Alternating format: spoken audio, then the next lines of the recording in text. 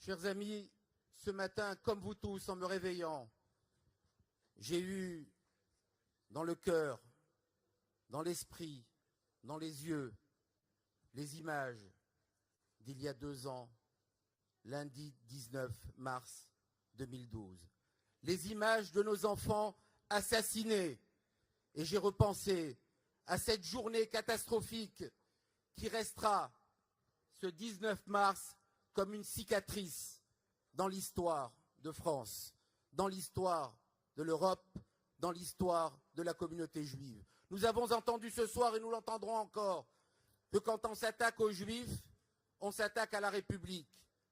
Alors si les Juifs sont morts parce que c'était des enfants juifs tués parce que juifs, la République est effectivement malade.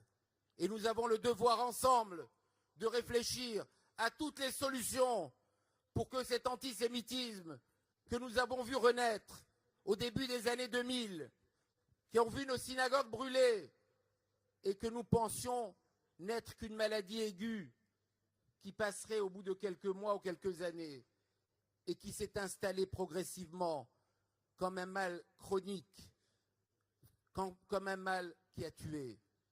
Je me suis souvenu qu'il y a 2 ans, la société française, toutes les personnalités politiques françaises prenaient conscience que c'était le même mal, la même haine qui tuait en France des juifs et des militaires, la même haine qui tuait dans des attentats des juifs en Israël depuis des années.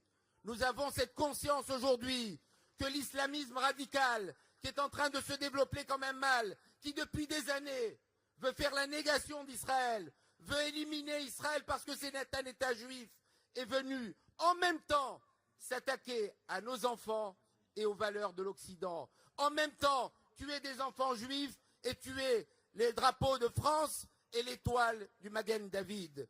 En même temps, nous sommes tous, quand on s'attaque à des juifs, on s'attaque à la République, et en s'attaquant à la République, c'est aussi le judaïsme qui est ébranlé.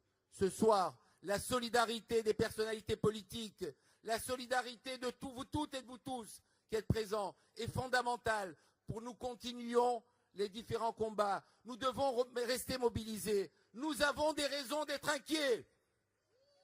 Nous avons des raisons d'être inquiets parce que notre société est malade d'un mal qui s'appelle l'antisémitisme.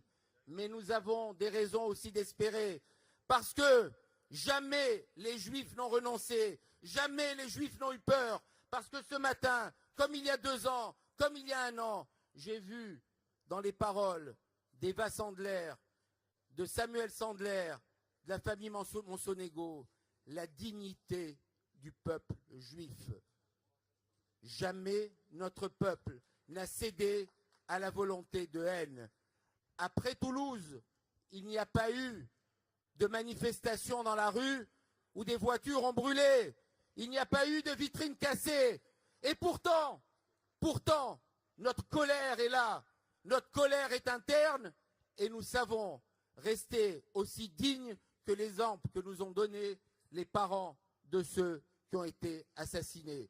Chers enfants, chère jeunesse juive, chers amis, restons en permanence dignes, luttons contre l'antisémitisme et restons fiers des valeurs que nous avons, des valeurs du judaïsme qui nous portent depuis des millénaires et qui nous porteront encore malgré tous ceux qui nous haïssent parce que nous sommes dans la vérité, nous sommes un peuple de paix, un peuple d'amour, un peuple de fraternité.